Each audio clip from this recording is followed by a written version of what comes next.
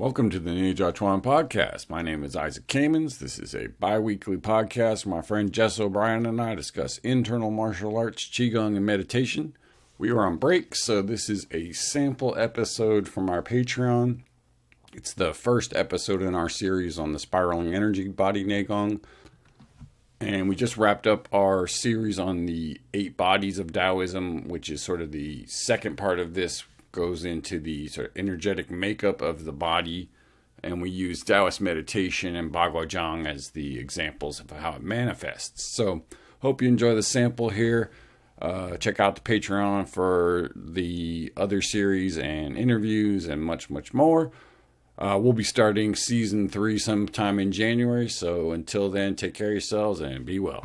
Today we have a special episode beginning our discussion on the spiraling energy body Qigong set. So what is the spiraling energy body Qigong set? The spiraling energy body is the fire element Neigong in the system of Bruce Francis, and it is the portion of the system that uses things like the microcosmic orbit, spiraling, going upward, dissolving outside yourself. These different components all in some way relate to the fire element. So we start off with sort of just looking at the grand scheme of the system. You have this 5-element pattern. And so you have water, fire, wood, metal, and earth. Now, in the old days, I remember reading an article that describes you begin with opening the energy gates, and then the second set is the spiraling energy body training.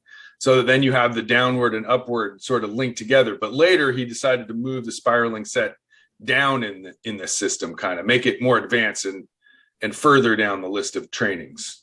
Yeah, that's just because it's a more difficult training. I mean, the physical, well, we'll get into this later, but the physical aspects of it are just more demanding, and that can sort of fry people basically if they're not ready for it.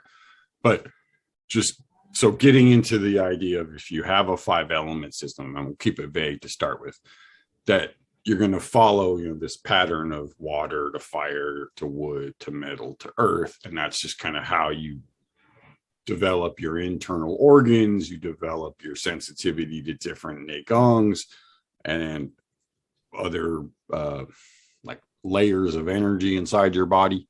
So what spiraling energy body does is it's taking that sense of sinking and dropping and releasing that you did in opening the energy gates, and it's continuing with that to a more complex and complete way of dealing with the world, right? So if you think about the standing in opening the energy gates, it's all done generally with your eyes closed and your hands at your side. Right. So you're sort of got this inward focus, right? Where all the standing done in spiraling energy body is done with your arms up in the air and your eyes open. Mm-hmm. And so there's an assumption there that, what you're doing is you're learning how to maintain, this Neigong when you start dealing with the outside world, as opposed to just dealing with your own body and your own energy, right? So the first component of spiraling energy body is you have to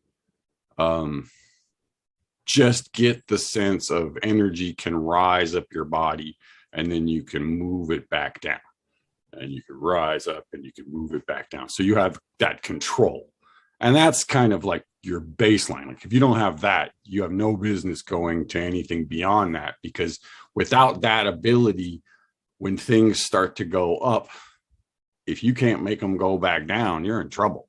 So that's why you spend so much time learning that downward dissolving over and over and opening the energy gates so that it's right at your fingertips when you get into spiraling.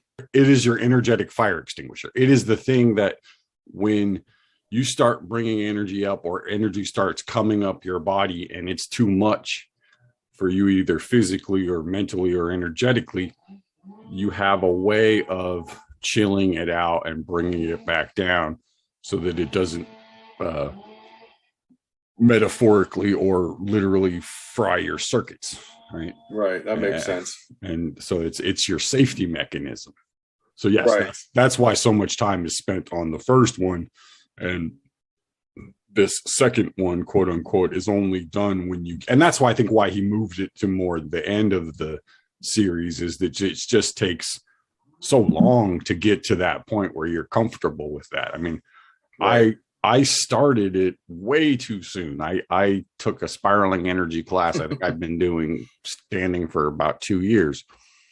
Now, I did it under the supervision of a qualified instructor in a closed space. I was, hundreds of miles from civilization in a very safe place. And so it was okay if shit went crazy for me to just go off into the woods and freak out for a couple of hours. Not necessarily what you want if in your daily life, right?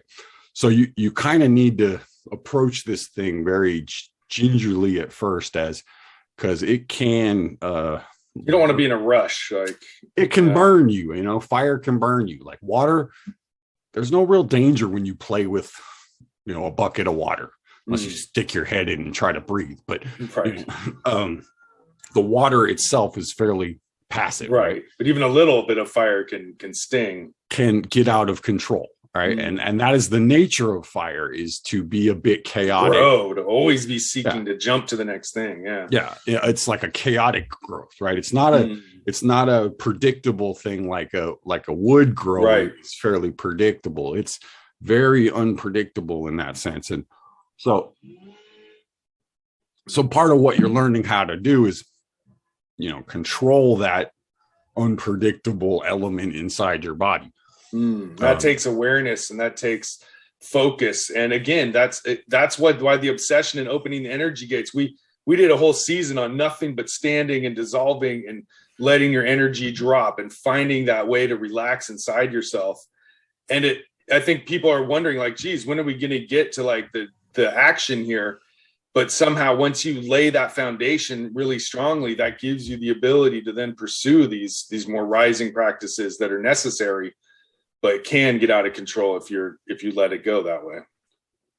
Yeah, I think that's it's a mistake to think that you need to get to it sooner rather than later. I think that the longer you spend setting the baseline for it, and the better you get at grounding yourself, the easier it's going to be when you do the other stuff.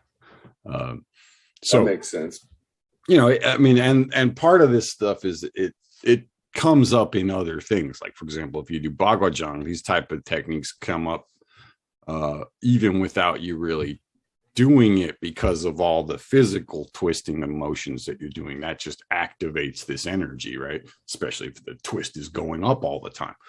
And so that's where, again, this is like the physical element of spiraling energy body is basically the same as opening the energy gates. You're doing the same movements, and it consists of standing, cloud hands, 3 swings, and spine stretch. Right, except the cloud or the standing is done in postures with your arms up in the air, more like Yiquan, except instead of 8 postures, there's like 200 of them. And you're given a specific posture for your particular matrix at that time. So it's, that was the piece of it that you can only do with somebody who's been through that training. And I only know one who can actually do the diagnosis and give you the posture. So most of the time people do it, they just do it in sort of a generic, standing post posture, and that's good enough to start with. But there is a piece of this where you're getting a almost like a prescription for a standing posture. And I think I've had 5 or 6 different ones that he's given me over the years. So and you're kind of like, so you have this sort of tailored standing posture. And then you do all of this stuff in your standing posture. And then the quote unquote wiring it in portion of the practice is to put whatever you did in the standing into the set of opening the energy gates, right? You do essentially the same thing. Like, for example, if you're doing Bagwajang, you would do that sitting, you would do the energetic thing, and then you would do it walking, right, and doing your palm changes. So there's like a parallel there for, those that do Bagwajang. So, but this piece about kind of doing what you were doing standing and then doing it moving, that's also part of energy gates, right? If you can't dissolve going down while you're moving, again, you probably shouldn't try to jump ahead and do this stuff. You should wait. So this idea of wiring in is the idea that you take a specific Neigong training exercise, say it's dissolving from the top of your head down to the bottom of your feet. So you do that while you stand there for a while. Now you try to do it while you're moving your arms and cloud hands. So you do that same dropping and dissolving while your body's moving. And it becomes that much harder when you're moving. You got to concentrate on your inner body. When you're standing, that's easier with your arms hanging down to your side. But once your arms come up and you start moving around, you've got to keep that same dropping, that same dissolving going on. And then in spiraling, you take that to even another level of wiring in things that you do standing as well as moving. Yeah, that's basically the process. And, the same thing happens in the other sets. Only you're generally not doing the thing standing, because if it's a physical thing like opening, closing your joints, but you're going to do, a simple exercise where you just open and close one particular joint, right? Then you would do it within whatever form you were working on. So, right. So let's say you're opening and closing your wrist joint. So you do that standing, and after you get it for a while, then you do it with the cloud hands, then you do it in the swing, and then you do it in the spine stretch. Right. And then you start on the next wrist. And same goes for dissolving, same goes for external dissolving, same goes for inner dissolving. Right? All of these, pick your poison, right? Breathing. Any of these will work. You and that's why there's this methodical thing of going, sort of right, like a checklist when you do these sort of things, because you want to get regular pattern, right? You don't want it to be random. Don't just sort of randomly go through it, but you dissolve each piece one by one over and over until that becomes somewhat ingrained. Yeah, you're trying to set give your body a regular input of this is what it feels like to relax, essentially, or fill in the blank, right? And once you've got that ability to relax, then now you can do other things. I think one danger in our system that we study is people get really obsessed with the dissolving. And we've talked about this a lot. If you get way too into the dissolving and the dropping and relaxing, but you never do any of the opening and closing or rising, you're not doing the complete system. The dissolving is emphasized at first, but it's only one of the 5 different, sets in the system, basically. Yeah, but it's the most important one, because if you could take any one skill out of all of those things, it is the single most important one, because it's the one that allows you to do all the other ones, right? Right. So in my mind, the dissolving is your, it's like your stem cell, right? It can become anything else. It can. It's the gateway to doing opening and closing or spine bending or any of that stuff. Any of it, right? And so it's that piece about, if you can't get that part of it, and it has to be, and this is, I think, where it just takes time, but it has to be concrete. Because for a long time when you do dissolving, it is a bit amorphous, and you're like, did I do it? Is that what it is? I'm not sure.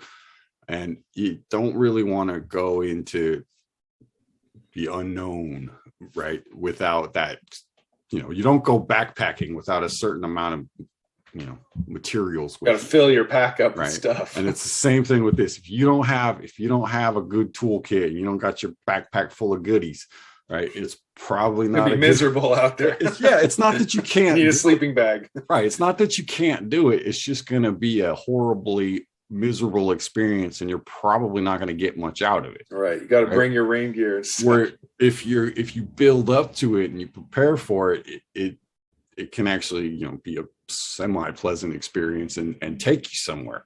Right. So, and each one go further. Yeah. Each one of these things, can be its own thing, right? You could just practice energy gates your entire life, and that would be fine. You can't really just practice spiraling energy body because it's part of energy gates. But so I'd like to emphasize that, because energy gates and spiraling are fused together. They're not two separate things. Energy gates is a chunk of this bigger thing called spiraling energy body.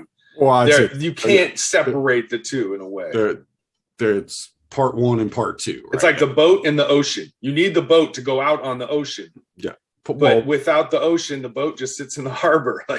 They're a pair in just the same way the bend the bow and heaven and earth are the kind of a pair, right?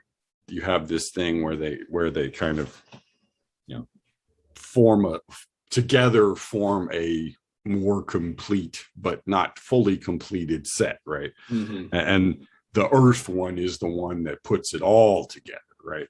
So there's a fifth one that recapitulates and reconstructs the whole thing into one single set at the end. And fire's function in all that is to integrate into like whole, sort of keep things from scattering in a sense.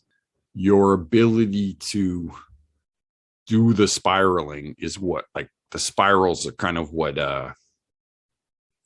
they act like a webbing kind of inside your body that link things up, both physically and energetically, right? If you think about, like, if you put your fingers, like interlock your fingers and pull them straight, they'll come apart really easily. If you interlock them and you twist them and then you pull apart, they'll get stuck, right? Uh-huh. So the way the fabric is woven is going to tighten when you and this spirally weave holds everything and links everything. And we've often talked about the concept of like becoming one, like your whole body being unified. And that's a big thing in internal martial arts. This spiraling is where you do the thread inch by inch, weaving it all together.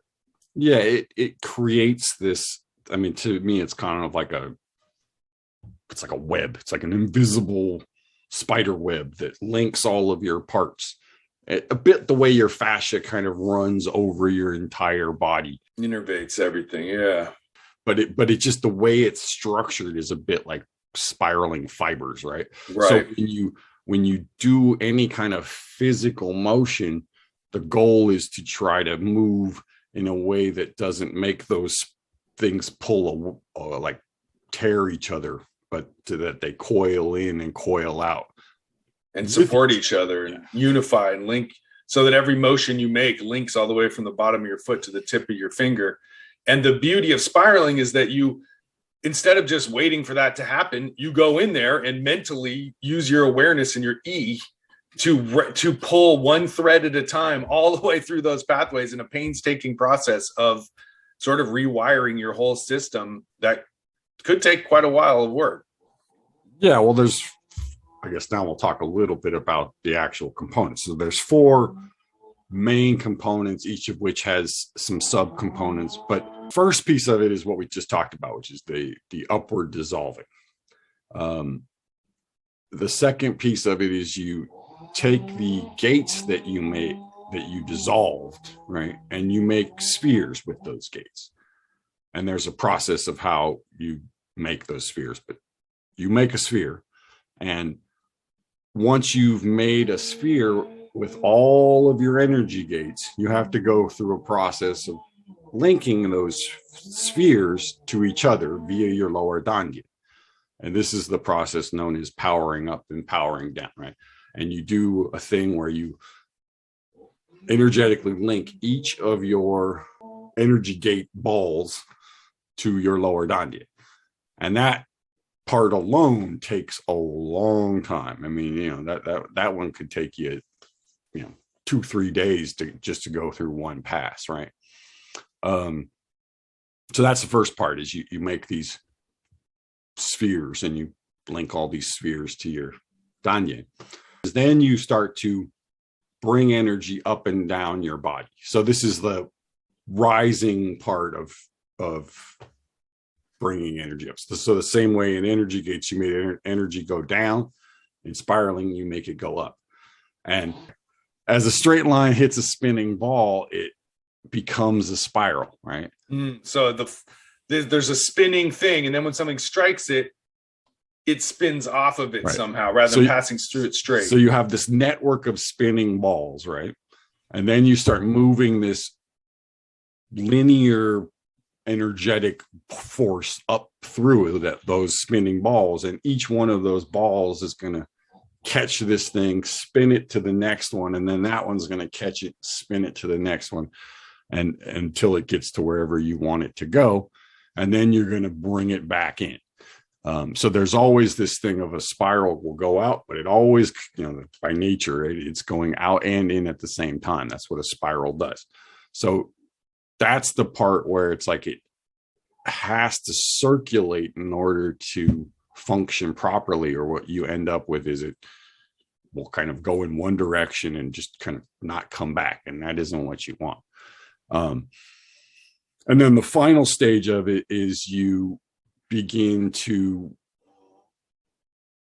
along with all of that stuff, dissolve outside of your physical body to whatever degree you can. So you have this thing that's going out, coming in, going out, coming in. And as it's going in and out, it's hitting those spirals and creating these internal, movements of energy inside your body, which then you can kind of apply to different movements once you can do it. So while opening the energy gates is where you start putting it, because it's an easy, basic structure, this can be done in any physical activity. This isn't necessarily linked to that one thing. Hey folks, in the next couple episodes, we'll go into more about what the different components of the spiraling energy body are. But I do want to stress this is not a instructional series. Please do not listen to this and go off and try to put it together on your own. You won't be able to do it. This is one of the few things in the system that can actually mess you up if you do it wrong. So, take that with a grain of salt and take care of yourselves.